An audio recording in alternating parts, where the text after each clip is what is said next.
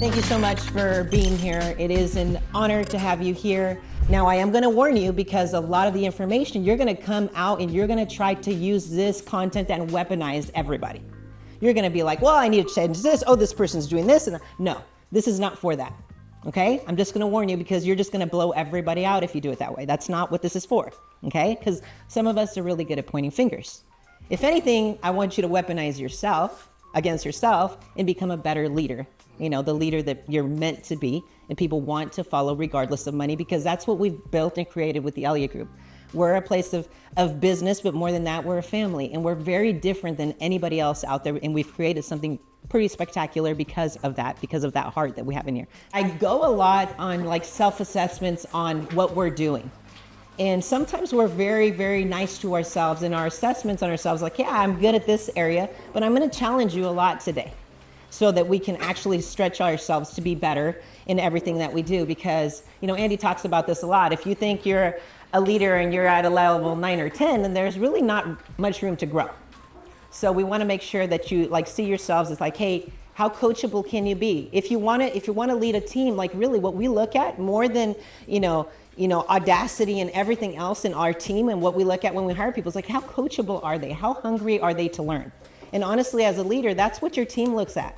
You inspire them when you're hungry. You inspire them when you come up with new ideas. You inspire them the way you show up every morning. We're going to dig into this today, but the psychology of the leader will change any business faster than anything else. Remember that as we go through this training, because it's so important. The thing that we pray about all the time, you know, as a family and as business owners, is like, God, please pressure us and give us tools so we can become the leader that people love to follow. We're going to talk about a lot of different things today. We're going to talk about having the wrong people. We're going to talk about people that are entitled with golden handcuffs. We're also going to talk about underperforming people, how to deal with all of these situations and how to build big businesses and everything. We're also going to talk about like what type of data is important, because as we built our business, we honestly didn't know what the hell we were doing. I mean, we were flying the plane and building it at the same time. And because of it, we were able to make decisions fast, which was 80% of the business. That's the reason why we survived. We were able to manage 4 or 5 people that were very high producers. But then when it came to building leaders, we couldn't duplicate that anymore, because we didn't have the right systems in place or anything like that to do that. So today we're going to talk about all of that. All the mistakes that we made along the way, and those mistakes that actually turned out to be our biggest blessings as well. The whole point of this and what you're going to learn today is for you to become that leader that people want to watch and follow. We're going to start with leadership starts with you. So everyone teaches how to sell, but no one teaches how to lead. But we're going to start with self-belief here. This is crazy. This is kind of basic stuff, but it's so important. We're in this meeting this morning, and we're talking about self-belief and skill. We talk about the new people, and we talk about even people that have been in our company. And if they're not scaling the way they should be, it's not usually a skill problem. It's a belief problem. And it happens a lot in leadership. Sometimes leaders have made it by accident. Or you got to the position because maybe you worked a little bit harder than the person next to you. Or you wanted to prove something when you got there, and then all of a sudden you got the position and you quit trying to prove it. The ability. Do you really believe in your ability to be a leader? Do you have that ability? What does that mean? What does that really mean to have the ability? See, great leaders are defined by their ability to solve big problems.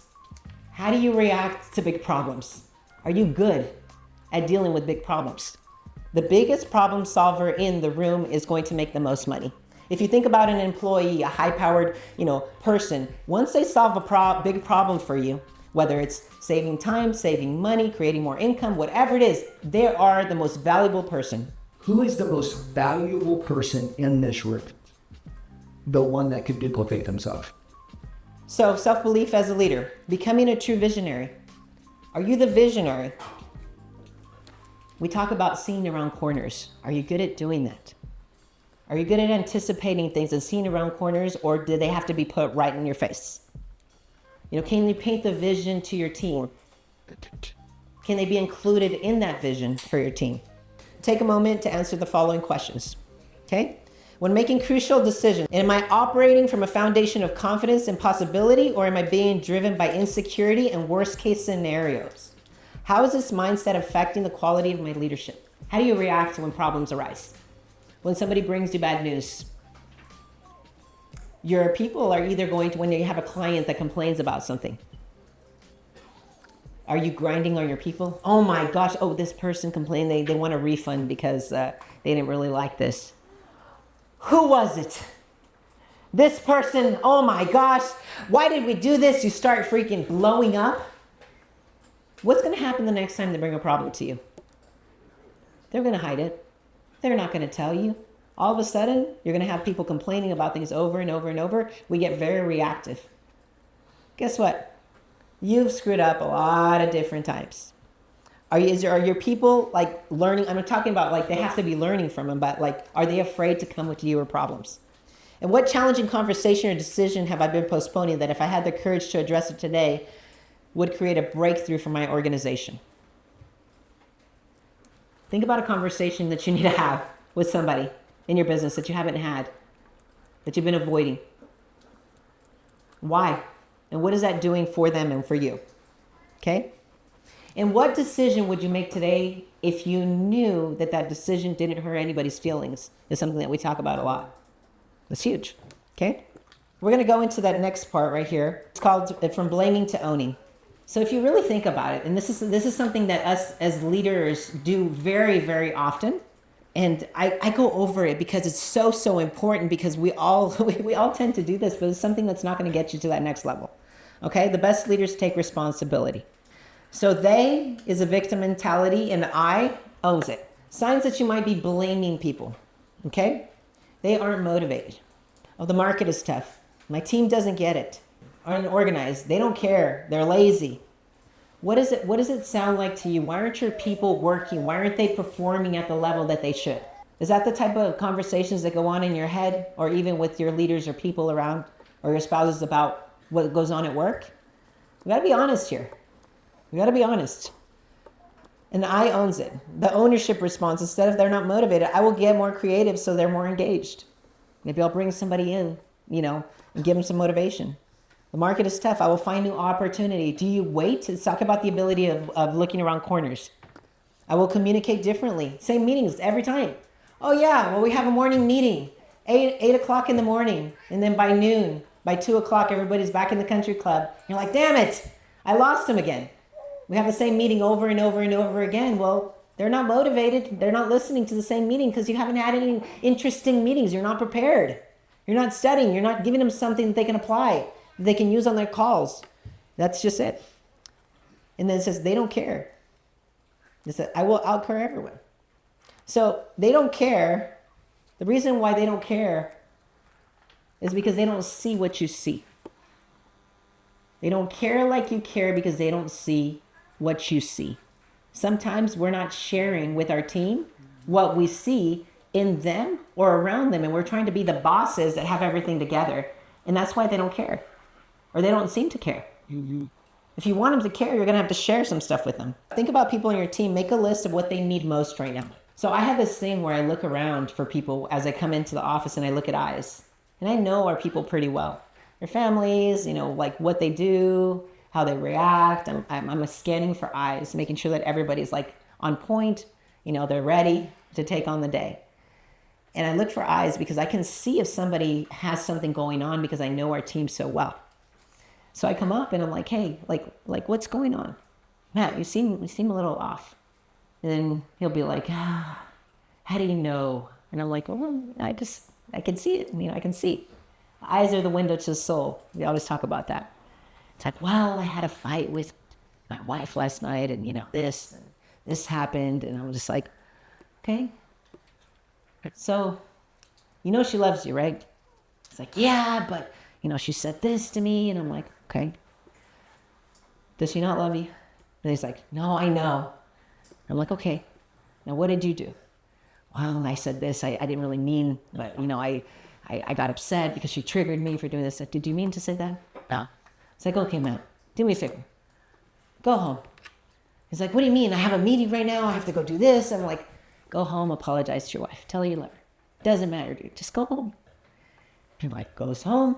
And all of a sudden he comes back and he kind of avoids me. And I'm like, hey, Matt, what's going on?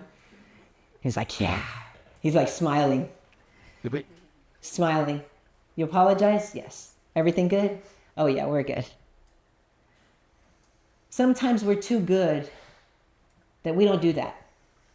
Do you know your people that well that you can come in and look at their eyes and really, I mean, that conversation right there that Matt could have ruined the rest of the day, to the rest of the week, to 2 weeks. He just needed to go home and say, I'm sorry, babe, and then come back and he kicks ass. He makes the big deal. He's good to go. You helped him out. It's all done. Do you have that relationship with your team to be able to do that? And the cold hard truth, the truth nobody tells you. The moment you take 100% responsibility for everything, even the things that aren't your fault, is the moment you gain 100% power to change everything. So think about it. Identify one bottleneck in your business that you have that's preventing you from reaching your next level of leadership. What is it? That maybe you've been blaming somebody instead of owning. Who have you been blaming? Maybe it's someone you put into a position, maybe a management position or something that you had big expectations from. But you didn't maybe give them the clear direction of what to do, and you've been kind of blaming them as like they're inadequate, but you just didn't tell them what the expectations are because you're like, hey, I'm going to trust them and put them in there. And then once you put somebody in that position, you can't, take that promotion away because you're screwed. You'll lose that person forever. Maybe you promoted them a little too soon, Or maybe it's you that can't trust that anybody can take on or do something better than you. We're going to talk about like those leashes that we have too as well. So it's really important to know that. But what is it? You take responsibility for everything. If someone's stagnant in your business and you're preventing, if you're not having a conversation with them, it's your fault.